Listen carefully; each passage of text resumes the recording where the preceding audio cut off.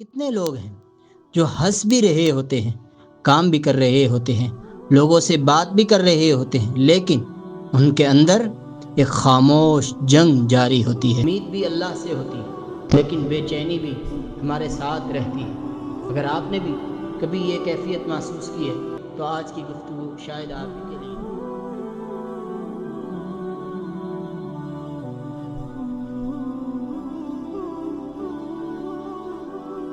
کبھی آپ نے غور کیا، ہم میں سے بہت سے لوگ اللہ پر ایمان بھی رکھتے ہیں، اللہ سے محبت بھی کرتے ہیں، دعا بھی مانگتے ہیں اور زبان سے یہ بھی کہتے ہیں مجھے اللہ پر پورا بھروسہ ہے۔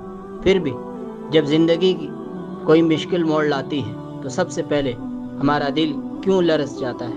آخر ایسا کیوں ہوتا ہے کہ امید بھی اللہ سے ہوتی ہے لیکن بے چینی بھی ہمارے ساتھ رہتی ہے؟ اگر آپ نے بھی کبھی یہ کیفیت محسوس کی ہے تو آج کی گفتگو شاید آپ ہی کے لیے ہے، کیونکہ آج ہم توکل کی فضیلت بیان نہیں کریں گے بلکہ ایک سوال کو سمجھنے کی کوشش کریں گے: اللہ پر بھروسہ ہونے کے باوجود دل پریشان کیوں رہتا ہے؟ ذرا ایک لمحے کے لیے اپنے دل کے اندر جھانکیے، کتنے لوگ ہیں جو ہنس بھی رہے ہوتے ہیں، کام بھی کر رہے ہوتے ہیں، لوگوں سے بات بھی کر رہے ہوتے ہیں، لیکن ان کے اندر ایک خاموش جنگ جاری ہوتی ہے۔ جسم ایک جگہ ہوتا ہے اور ذہن کہیں اور، ہاتھ کام کر رہے ہوتے ہیں لیکن دل کسی آنے والے کل کے خوف میں الجھا ہوتا ہے۔ اور عجیب بات یہ ہے کہ وہ کل ابھی آیا بھی نہیں ہوتا۔ ہم میں سے اکثر لوگ حقیقت سے کم اور ان کہانیوں سے زیادہ تھک جاتے ہیں جو ہمارا ذہن حقیقت بننے سے پہلے ہی لکھ دیتا ہے۔ یہیں سے دل اور دماغ کی راہیں الگ الگ ہونے لگتی ہیں۔ دماغ کہتا ہے اگر ایسا ہو گیا تو، دل کہتا ہے اللہ پر بھروسہ رکھ، لیکن دماغ خاموش نہیں ہوتا اور وہ ایک اور اندیشہ لے آتا ہے اور دل دونوں آوازوں کے درمیان کھڑا رہ جاتا ہے۔ پھر آہستہ آہستہ انسان یہ سمجھنے لگتا ہے کہ شاید میرے ایمان میں ہی کوئی کمی ہے، حالانکہ ہر بے چینی ایمان کی کمزوری نہیں ہوتی۔ کبھی کبھی مسئلہ ایمان کی کمی نہیں ہوتا، مسئلہ یہ ہوتا ہے کہ دل تک ایمان کی گرمی ابھی پوری طرح پہنچی ہی نہیں ہوتی۔ اور شاید اسی لیے تاریخ کا ایک نہایت خوبصورت سوال ایک عظیم نبی کی زبان پر بھی آیا، حضرت ابراہیم علیہ السلام، جنہیں اللہ تبارک و تعالی نے اپنا خلیل بنایا تھا۔ انہوں نے عرض کیا، اے میرے رب، مجھے دکھا دے کہ تو مردوں کو کیسے زندہ کرتا ہے۔ اللہ تعالیٰ فرمانے لگے، کیا تم ایمان نہیں رکھتے؟ ذرا تصور کیجئے، یہ سوال ایک نبی سے کیا جا رہا ہے۔ انہوں نے عرض کیا، کیوں نہیں، ایمان تو ہے، لیکن میں چاہتا ہوں کہ میرے دل کو اطمینان حاصل ہو جائے۔ ذرا غور کیجئے، یہ شک کا سوال نہیں تھا، یہ اطمینان کا سوال تھا۔ اور شاید ہماری بے چینی کو سمجھنے کا دروازہ بھی یہیں سے کھلتا ہے۔ آئیں اب اسی سفر کو آگے بڑھاتے ہیں۔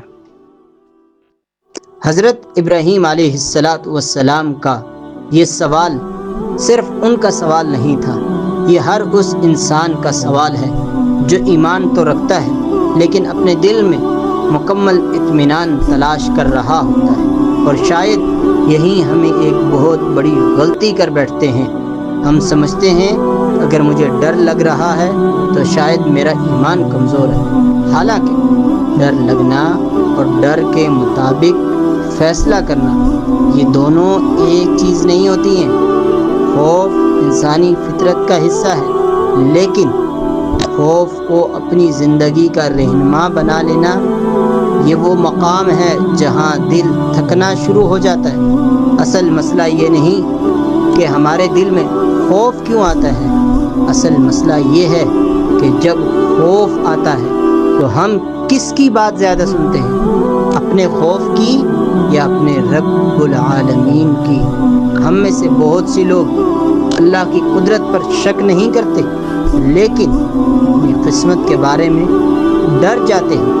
ہم کہتے ہیں اللہ سب سے زیادہ مہربان ہے، اللہ سب سے زیادہ رحم کرنے والا ہے، اللہ اللہ اپنے بندوں سے 70 ماؤں سے بھی زیادہ محبت کرنے والا ہے، پھر بھی جب بات اپنے مستقبل کی آتی ہے تو دل کہتا ہے اگر میرے ساتھ برا ہو گیا تو ذرا سوچئے، اگر ہم خود مانتے ہیں کہ اللہ ہم سے بے حد محبت کرتا ہے تو پھر کیا وہ ہمارے لیے ایسا فیصلہ کرے گا جس میں کوئی حکمت ہی نہ ہو؟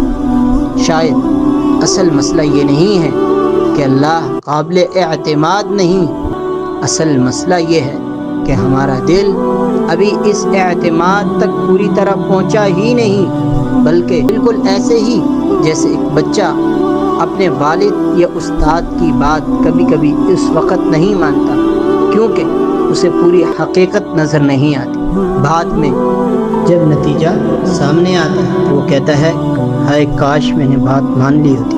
انسان صرف اتنا دیکھتا ہے جتنا اس کی نگاہ دیکھ سکتی ہے، لیکن اللہ تعالیٰ وہ بھی جانتے ہیں جو ابھی ہوا ہی نہیں۔ اسی لیے ہمارے پیارے نبی علیہ السلام فرمایا کرتے تھے، فرمایا احرص علی ما ينفعک واستعن باللہ ولا تعجز، جو چیز تمہیں نفع دے اس کی کوشش کرو، اللہ سے مدد مانگو اور ہمت نہ ہارو۔ ذرا یہاں غور کیجیے، نبی علیہ السلام نے یہ نہیں فرمایا کہ کوشش چھوڑ دو، یہ بھی نہیں فرمایا کہ صرف انتظار کرو، بلکہ کوشش بھی کرو اور دل کو اللہ کے ساتھ بھی جوڑو۔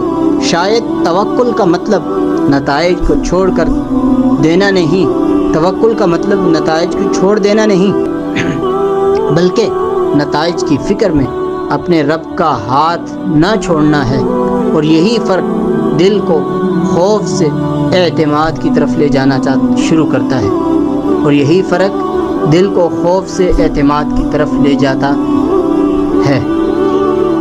شاید یہاں ایک اور بات سمجھنے کی ضرورت ہے، ہم اکثر اپنے آپ سے کہتے ہیں مجھے فوراً مطمئن ہو جانا چاہیے، حالانکہ دل حکم سے مطمئن نہیں ہوتا، دل اعتماد سے مطمئن ہوتا ہے، اور اعتماد ایک دن میں پیدا نہیں ہوتا۔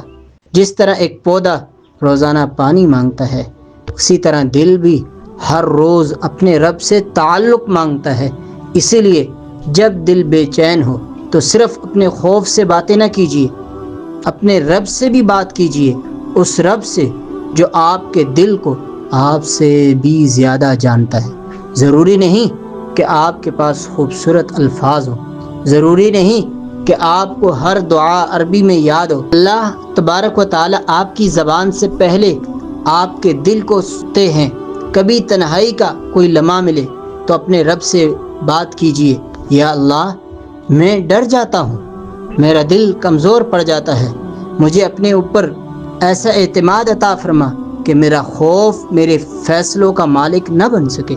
اور اگر چاہیں تو آپ اپنے پیارے نبی علیہ السلام کی یہ دعا بھی مانگ سکتے ہیں جسے رسول اکرم صلی اللہ علیہ وسلم مانگا کرتے تھے، یا مقلب القلوب ثبت قلبی علی دینک، اے اللہ دلوں کو پھیرنے والے میرے دل کو اپنے دین پر ثابت قدم رکھ۔ اور یہ دعا بھی اللہم الہمنی رشدی واعذنی من شر نفسی، اے اللہ مجھے صحیح راستے کی سمجھ عطا فرما اور میرے نفس کے شر سے میری حفاظت فرما۔ شاید آپ کو اسی لمحے اپنی ہر پریشانی کا جواب نہ ملے، لیکن ایک تبدیلی ضرور شروع ہو جائے گی۔